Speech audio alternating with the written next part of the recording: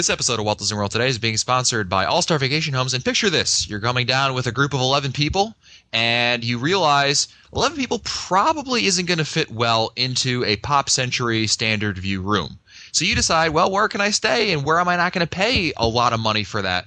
And really, a vacation from All-Star Vacation Home makes a lot of sense because of the huge space you get, all the different types of houses you can get, and for the price. It's a great opportunity. Give them a try. Visit them at www.allstarvacationhomes.com. This is Walt Disney World Today. Give us 5 minutes and we'll give you the world. It's Friday, September 12th, 2008, and this is episode 461 of Walt Disney World Today. I'm Matt Hochberg from StudioCentral.com. On the show today, we have Mike Newell of MouseWorldRadio.com. Welcome, Mike. Hi there, Matt. You know, I was looking at just before we came on, I was looking at the previous show notes. Today is our 3rd anniversary. Woohoo! Happy anniversary. Yep, What is that? Wood? Love you. What? Paper mache? Paper mache, I think so. I think it's dinner Someone's at dinner at Velcro. It's Chico. Velcro. It's Velcro. Velcro. I like Newell's suggestion, dinner at Chico's. Maybe we upgrade it, so we'll do it like in restaurants, you know? So like 3 would be like beer garden, I think. Okay, I'm fine with that. That's great. Yeah, I'm thinking Chico shouldn't be there the 3rd. Yeah. Also joining us today is Mike Scopa, a blogger over at allears.net. Welcome, Mike. Hey, Matt, you know, in case of a loss of cabin pressure, use your axe. Use your axe. What? In case of a loss of cabin pressure, use your axe. Timekeeper? Horizons. Timekeeper is right. Wow, good guess. Wow. Wow. Oh, yeah, well, you know, I was just letting you guys take us a crack at it, but Right. For the Also first told 2 you we were years. wrestling- 2 years I and told 11 you we were months. wrestling. that's right. After 3 years, I think I'm starting to catch on. Also joining us is Len Testa, co-author of the Unofficial Guide to Walt Disney World. How's it going, Len? Good, actually, Matt. I'm recovering from my hip injury from running earlier this week, Oh. and I'm on some quality painkillers right now. Not that anyone will notice the difference in my comments on the show. Go All ahead. right. Well, let me go through the checklist here. Opening intro, advertising, give Len his drugs. Okay, we're all set. Excellent. All right. Good. And also joining us is Annette Owens, the fabulous Annette Owens of MEIN Mouse Fan Travel. Welcome, Annette. Oh, good to be back. Hey, good to have you back. You've been missing a lot of shows here. People have been emailing fabulous Annette, and Len just makes smart aleck remarks. I've been listening. Exactly. Well, it's good to have you back, Annette. And also joining us is Jeremy Sadlowski, who's the listener of our show. Welcome, Jeremy. Hi, good evening. Thank you. It's a pleasure to be here. Go Browns. On today's show, we're helping Jeremy plan his trip to Walt Disney World. We've done this in the past with a couple of other listeners. I'll put a link in the show notes to those episodes. You can check those out. And Jeremy, this is a little bit different than some of our previous shows because you're traveling with, is it a group of 11? It was going to be a group of 11, and it still could be, but it's more likely going to be a group of 8. Okay, well, that's... And that's 6 adults and 2 kids. What happened? 3 people just decided, They might come down for a couple days, but it's not. It's hit or miss. It may or may not happen. So Okay. definitely 8 though. Okay, so 8 people. I mean, even with 8 people, I mean, that's a fairly large group, wouldn't you say, Scopa? Yes, Matt, I would say it is very large. I was on mute. Yeah, I think that as the group gets larger, it becomes more and more of a challenge to make the vacation enjoyable for everybody. All right, Jeremy, let's jump right into this. And where do you want to start? All right, we're driving down from Ohio, and we're going to do it.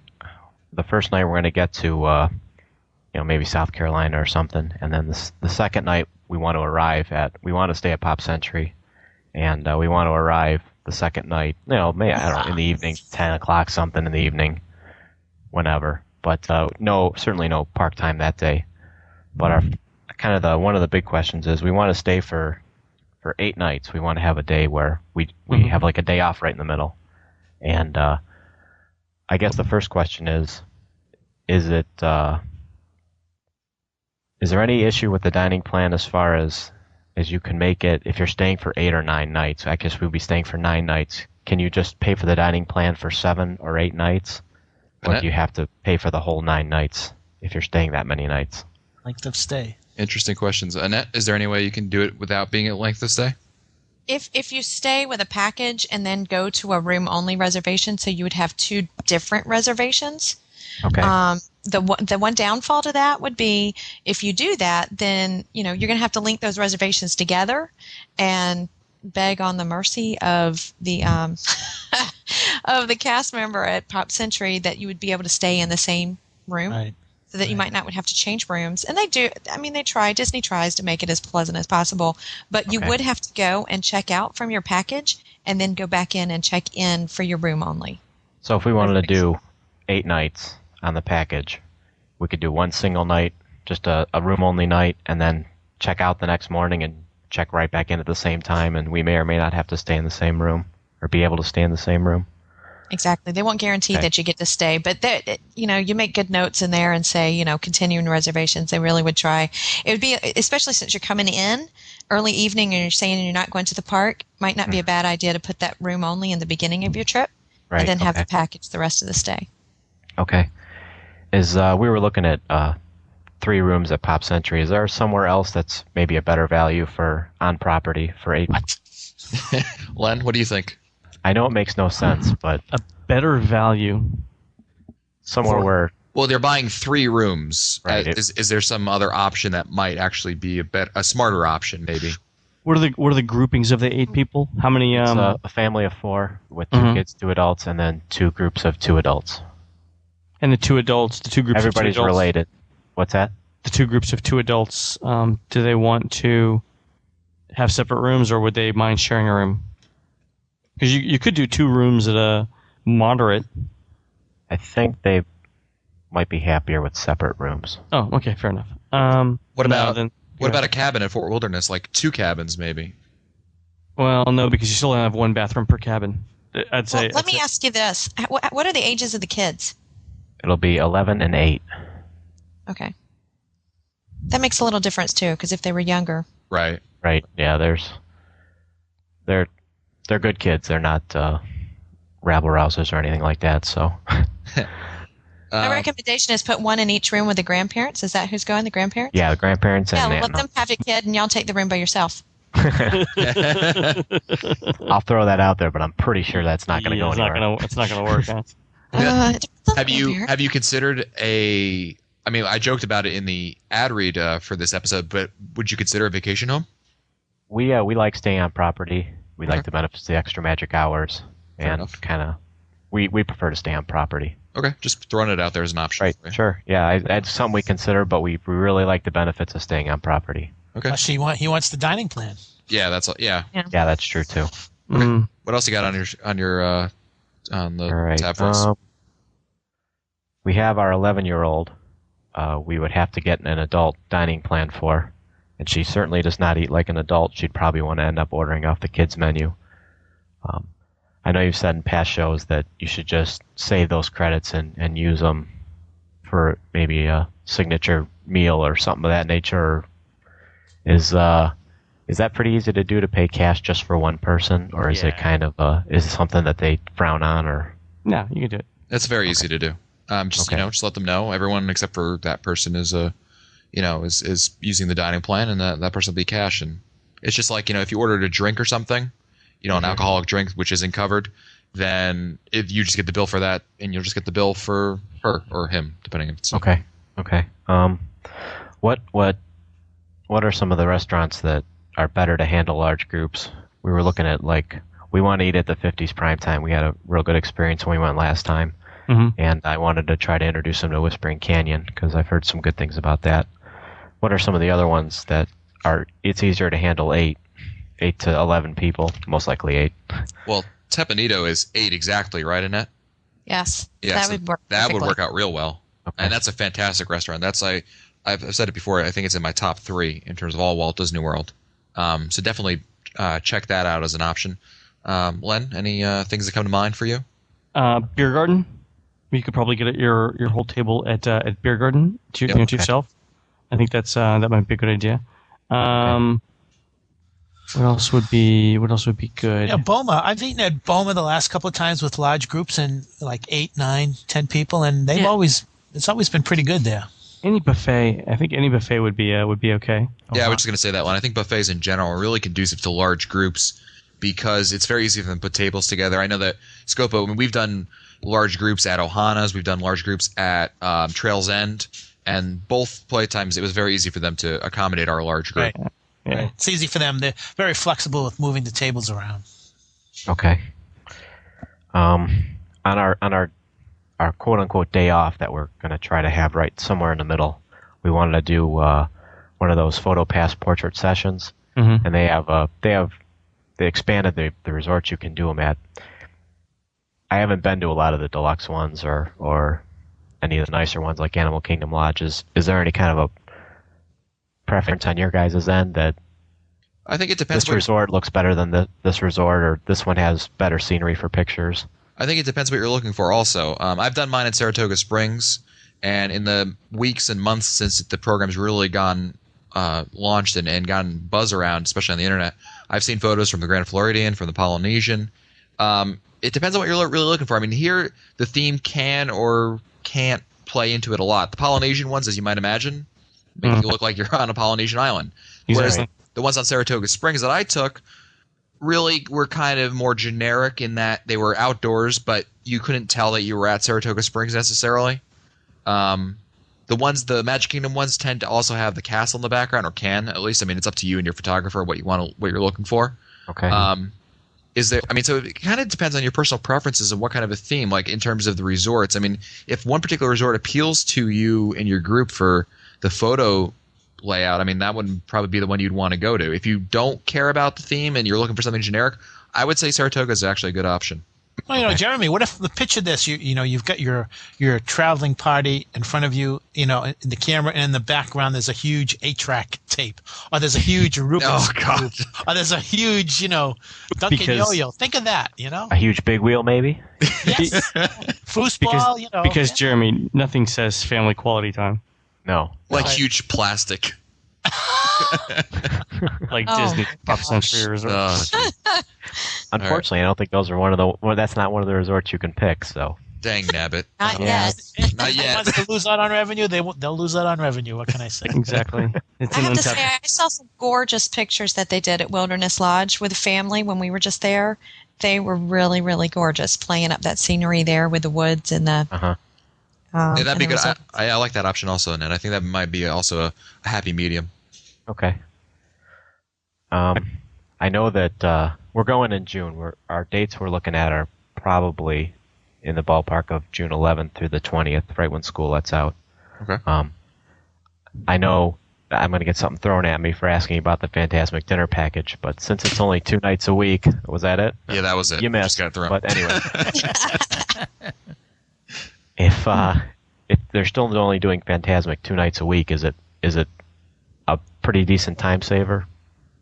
Well, it hasn't happened yet, so obviously it's hard for us to definitively comment on it. I think Right. one of the things also is that you got to keep in mind the 2 nights per week, that's in January, and that's a dead time of the year. I suspect as crowds ramp up, especially in June, June is the beginning of summer, and that's a very busy month for them, you'll see more and more showing. So I would suspect there'd be even more than that. And so I would suspect that, again, I don't think you're going to need it, because especially in June, I would suspect they're going to bring that up to somewhere, I would think at least 5 nights a week, because it's such a busy time. I mean, this is summertime, and the only time it gets busier is during major holidays. So I would suspect that they're going to amp it up more than 2 nights per week. And among other reasons, that's why I still don't think you're going to need it, because you still have to show up 30 minutes ahead of time, Right. at least. Well, the last time our family ended up seeing it, we were in the standing room only, and any seats would be better than what we had. We were Right. pretty much way at the top and Well, what you off were to the side. Yeah, in June, I mean, it's kind of a busier time of the year. If there's 2 showings per that night, and I haven't looked, the schedule isn't out yet, but I don't think it is. But if there's 2 showings per night, go for the second showing. It's much easier to get into that one. Right. And you Right. can only wait. The maximum you'll wait is 30 minutes, because that's how much time there is between shows anyway. And if there's 1 showing per night for June, I would probably say you should show up there anywhere from 45 to 60 minutes ahead of time. Okay. And again, that's only, it may sound like a lot, but keep in mind you'd have to show up for the dinner package at least 30 minutes. So you're only talking another 15 to 30 minutes extra. Okay. But you're pretty certain they're going to probably up it for the summer or the busier. I guess we'll be able to tell on spring break. Probably they'll up it then, wouldn't they? Yeah, I think by President's Week we'll know. That's going to be the Okay. first major bump in attendance in 2009. Okay. I was looking at some of the Magical Gathering special things they have, and they have an Illuminations cruise. And I was wondering if anybody knew if that was something that was worthwhile. If it was, if it wasn't. I know Len has a very negative opinion on them. I don't think that it's worth the I don't think it's worth the money, and I don't think the view is better. Okay, I agree 100%. I've done it twice, and both times really, really disappointed. The exception to that, I think the pontoon boats I would agree with. I think the exception to that is going to be the Breathless 2. Uh-huh. That's a problem because it only accommodates 6, and you've got at least 8 in your group. Right. So that would be a problem, and if that's going to be out of the question. Then I would probably lean against that one. I had a couple more questions. One is if we were considering the Hoop-Dee-Doo review, and there's several different packages of seats, and which one offers you a good view and is close enough to see the action, in your opinion? Yeah, there's for those who aren't aware, there are 3 categories of seatings and Tiered views, right? Yeah, so category 1, tier 1, or whatever you want to call it, is the closest. Obviously, it's the most expensive. Tier 2 and tier 3, and tier 2 is second most expensive, and tier 3 is the least expensive. Len, what's your opinion on that? Well, I think tier 1 or 2 would be fine. Tier 2 is the happy medium. I think tier 3, if I understand correctly, with Hoop-Dee-Doo, there are a couple of them that are obstructed view seats, right? And those are upstairs too. And those are upstairs, right, exactly. Now keep in mind. Go ahead. I don't know that you want to spend that kind of money and take that chance. So I think tier 2 is the happy medium, the happy compromise there. Don't forget also, Jeremy, that there are discounts available. Annual pass holders, Disney Dining Experience holders can get discounts from time to time on different shows. So if you have any of those, I'm not sure if you do, you might consider looking into that, because you might actually end up paying one price, but it'd actually be the same price as paying full price for the tier below it, if that makes sense. Yeah. I was going to ask about an annual pass, if it would be conducive to get one for our group. Len, what do you think? It depends on how many nights you're going. We'll be there 8 nights on the package, and probably one night as a room only. And you, so Annette, how many rooms can you get now? I think it's 2 if you're an annual pass holder, right? Yes. So, and you're staying in a moderate, right? No. Moderates? Pop. We're leaning at Pop Century, right? Well, so that's 16 nights. 16 nights. Yeah, it might make sense. The thing you'd have to do, and it can help you with this, is to figure out how much you're going to save per night on the AP rate. And I don't know if you can add with an AP discount dining to that, Annette. You can. Okay. So that's the way I would price it out, with the AP discount, with dining, and then with your other package, and see what the least expensive deal is. It could be that the package is the better deal, because I think you're only going to save around $22 to $26 a night with the AP discount rate. But take a look. Okay. Yeah, time for one last question here, Jeremy. All right. There was a real quick studios question. What's the latest update on Star Tours? Is it going to be down in June, or is it going to be a new one, or the same one? Plan on it being the same old one. There's nothing definitive. I'm fine with that. I'm just curious. But one of the reasons we wanted to head down those weekends was for Star Wars weekends. Oh, Star Wars weekends. Yeah, you'll be there for Star Wars weekends. I forgot about that. Yeah, you'll be down there for that. But Star Tours, I haven't heard anything definitively. I've just heard a lot of rumors, as I'm sure you have. Yeah, I'm hearing it both ways. Yeah, and it's nothing. No, I haven't heard any dates rumored. It's just about what's going to eventually happen. But is there anywhere in in the makes studios sense to take that down during Star Wars weekends? Yeah, I don't think they would. It's for the kids. The kids love the Ewoks and lack of old people. That was great. Nicely That was done. good. Did he wake up for that? Clear. Oh, sorry, I didn't mean to wake you up, Mike. Clear. That was great. That's okay. It's all right. Very good. Doing okay until you hit Browns, and then you hit that. Jeremy, one of the things that we do over here for a lot of our listeners that we bring on to help them plan their trips, we try to make the trips a little bit easier. Now, we tried initially to send Mike Scopa with you, but he doesn't like kids, so sorry. So the next best thing is another little surprise. Annette, we don't want to go down there when there's a hurricane anyways. Yeah, that's right. I That's right. like him. God, he's on a roll. He is. He is. So, Annette, we have a surprise for Jeremy. Yeah, Jeremy. All you're going to have to do is let me help you, or one of our Mouse Help me Man help you. Travel agents help you get this trip planned for your group of 8 or possibly 11.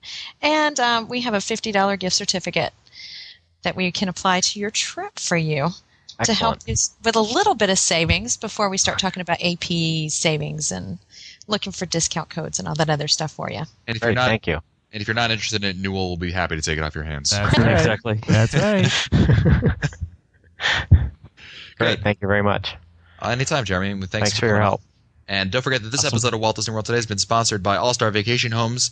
And if you're planning a trip to Walt Disney World and you need a little extra space and want to get a lot of amenities in that room, get a good value for it, be sure to check out our partners at All Star Vacation Homes, the official vacation home provider of WDW Today. Visit them online at www.allstarvacationhomes.com. And if you want to find our older episodes, read our show notes, or send us your comments, visit the WDW Today homepage at www.wdwtoday.com. For Len Testa, Mike Newell, Mike Scopa, the fabulous Annette Owens, and Jeremy Sidlowski, I'm Matt Hotchberg. We'll see you on the next show. This has been a production of Mouse World Radio.